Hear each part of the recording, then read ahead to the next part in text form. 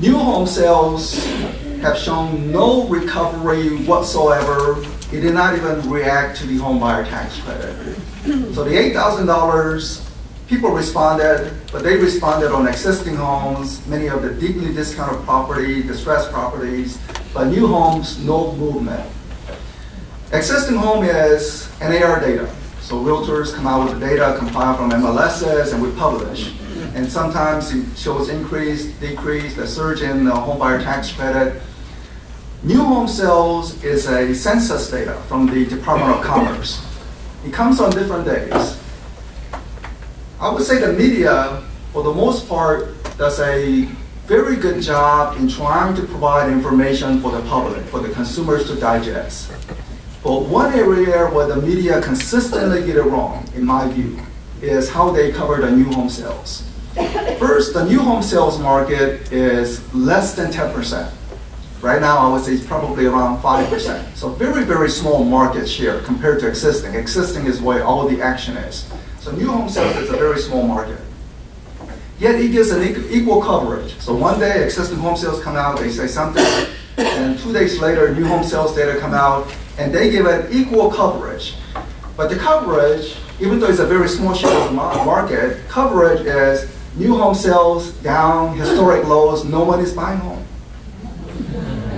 So as a consumer, one day you hear news about something, existing home sale, maybe there are some buyers returning, and then 2 days later, the consumers are hearing, oh, no one is buying a home. Well, why should I buy a home? Maybe there's no rush to going in. I can relax a bit. There's plenty of time. So it gets an equal coverage, even though it's a much smaller share of the market. And also, new home sales is not a reflection of demand. People are saying, well, people are not buying new homes, there are no buyers. No, that's an incorrect interpretation. New home sales are low because builders are not building. It is supply constraint.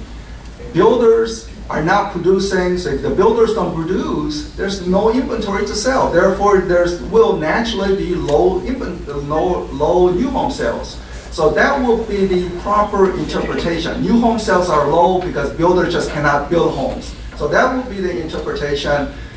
And housing start is dead in the water, and the reason why it is dead in the water is builders are now beginning to say, we see some buying steadily appears. But they go to the bank and they want to take out a construction loan. Banks say, sorry, we cannot give you any construction loan. And why the banks cannot provide construction loan? They are providing FHA, they are providing some Fannie and Freddie. It's overly stringent, but at least they're still going to some segment of the market. Why the banks are not providing construction loan? No government guarantee on construction loans. So anything that doesn't have government guarantee, the banks are unwilling to provide lending. So construction mortgages are not available, so builders cannot build, and if builders cannot build, there will be naturally be fewer new home sales. And this is also another area where the media do not cover as much. The inventory of newly constructed homes. Inventory of newly constructed homes. I mean, they are distressed property, but they are not newly constructed. Inventory of newly constructed home is at 50-year lows. Because builders are not building, whatever they are building is being picked up quickly by the buyers, and therefore the inventory of new homes is at a 50-year low.